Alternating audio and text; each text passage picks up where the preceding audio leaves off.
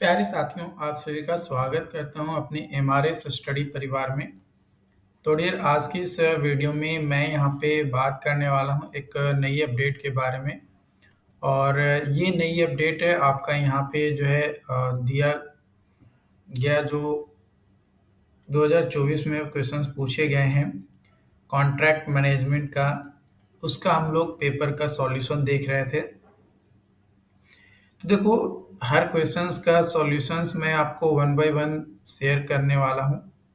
तो आप बस हमारे चैनल के साथ या आप अगर हमारे ऐप पे जुड़े हुए हैं तो बने रहिएगा।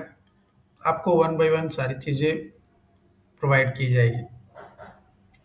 तो यहाँ पे क्वेश्चंस बोला जा रहा है, explain mistake, misrepresentation, fraud, duress with reference to the contract.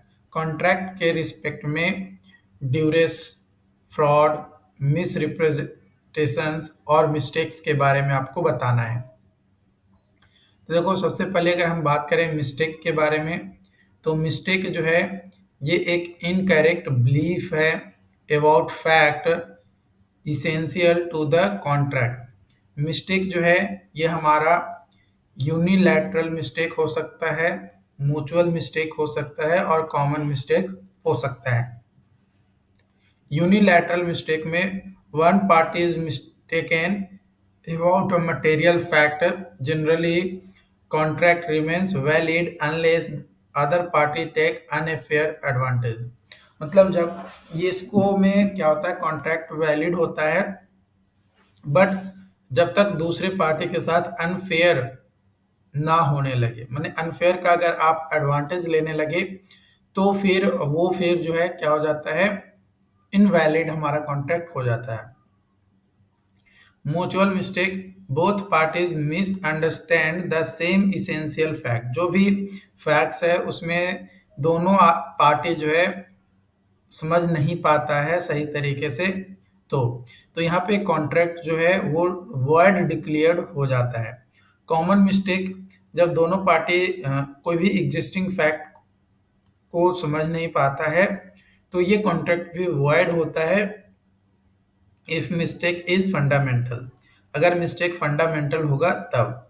जैसे एग्जांपल के तौर पे, both party believe property is 500 square metre, है ना। दोनों पार्टी ये विश्वास करता है कि 500 स्क्वायर मीटर का प्रॉपर्टी है, बट एक्चुअली वो 400 स्क्वायर मीटर जो है आपका है। अगला है आपका मिस रिप्रेजेंटेशन।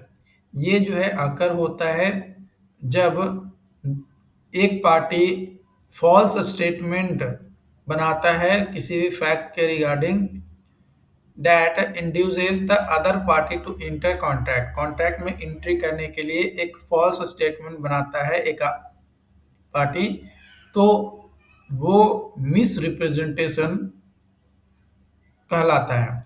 मिस रिप्रेजेंटेशन हमारा तीन तरीके का होता है, innocent misrepresentation, negligent misrepresentation और fraudulent misrepresentation. Innocent misrepresentation, जब फॉल्स स्टेटमेंट बनाया जाता है without intents to deceive.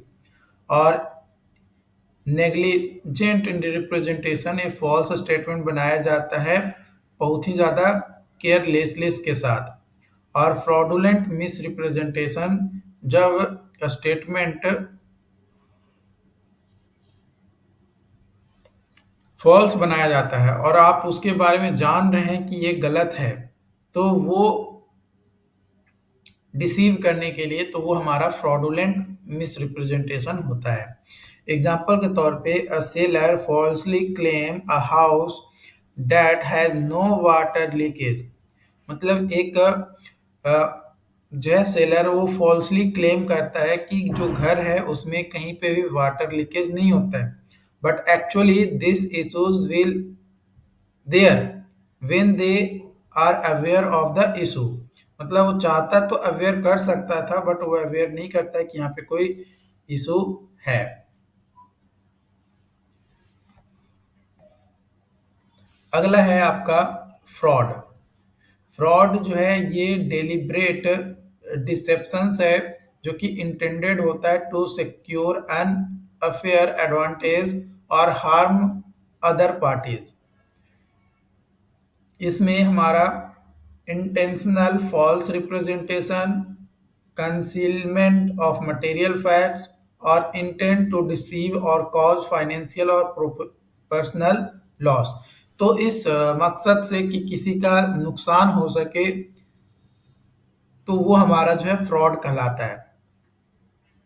A contractor knowingly submit fake invoice, है ना। जब कॉन्ट्रैक्टर जो है फेक इनवॉइस सबमिट करता है टू क्लेम एक्स्ट्रा पेमेंट, ताकि एक्स्ट्रा पेमेंट मिल जाए, तो वो क्या है, फ्रॉड कहलाएगा।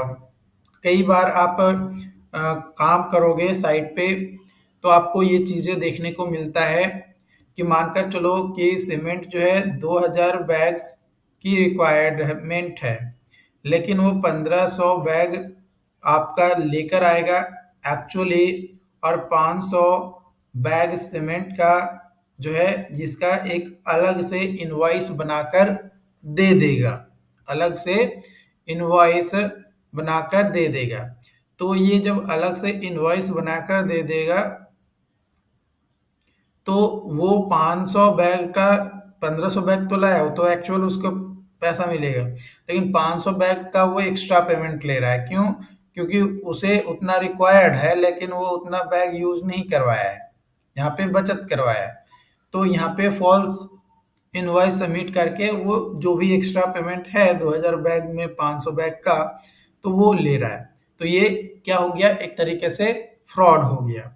ज्यादातर होते हैं सिचुएशन, ऐसा नहीं मैं कह रहा हूँ कि हर कोई करता ही है, बट ज्यादातर होता है। ओके। उसके बाद अगला क्वेश्चन है ड्यूरेस। ड्यूरेस जो है ये अकर होता है when one party is forced to और threatened into signing a contract. मतलब जबरदस्ती किसी से आप साइन करवा रहे हैं कॉन्ट्रैक्ट के ऊपर पार्टी के द्वारा, तो वो ड्यूरेस कहलाता है। ये इन्वॉल्व करता है threat of physical harm, threat to property और reputations, and coercion that leave the victim with no reasonable alternatives but to agree।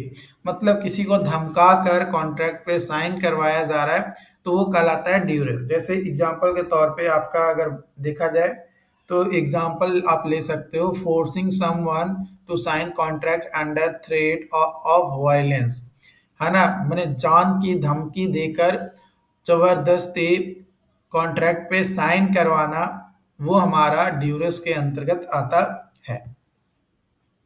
अगला क्वेश्चन है आपका, डिफाइन करना है फॉलोइंग को: earnest money, security money, tender, global tender, informal tender. तो सबसे पहले बात करते हैं अर्नेस्ट मनी की। तो अर्नेस्ट मनी ये एक रिफंडेबल डिपॉजिट होता है जो सबमिट किया जाता है कॉन्ट्रैक्टर के द्वारा और बिडर के द्वारा वाइल सबमिटिंग अ टेंडर, जब टेंडर सबमिट किया जाता है तब। Earnest money shows the bidder genuine interest in securing the contract। मतलब ये इसलिए सिक्योरिटी मनी लिया जाता है ताकि जो जेन्युइन बिडर हैं या कॉन्ट्रैक्टर है वही शामिल हो। इसका जो रेंज है 1 से 5% आपका होता है of the estimated project cost. जो भी प्रोजेक्ट कॉस्ट का एस्टिमेट निकाला जाता है उसके हिसाब से 1 से 5% लेकर चला जाता है। If bidder withdraws after submission or fail to sign contract, if selected, the earnest money may be forfeited। मतलब अगर कोई बिडर वापस अपनी काम को ले लेता है, जबकि एग्रीमेंट कॉन्ट्रैक्ट सारा साइन कर लिया जाता है, उसको सिलेक्ट भी कर लिया जाता है, बट वो पीछे हट जाता है, तो वो उसमें उसका जो अर्नेस्ट मनी है वो वापस उसे नहीं मिलता है। It is refunded to unsuccessful bidder after tender is finalise. और टेंडर अगर फाइनलाइज हो गया, जो अनसक्सेसफुल बिडर है, मतलब जिसको बिडर तो सबमिट किया था बट उसका सिलेक्ट नहीं हुआ, तो उसको जो है अर्नेस्ट मनी वापस मिल जाएगा। सिक्योरिटी मनी जो है ये एक परफॉर्मेंस सिक्योरिटी के नाम से भी जाना जाता है। ये एक फाइनेंशियल गारंटी होता है जो डिपॉजिट किया जाता है, जो सक्सेसफुल बिडर साइन कर लेते हैं, टेंडर को एक्सेप्ट कर लेते हैं उसको।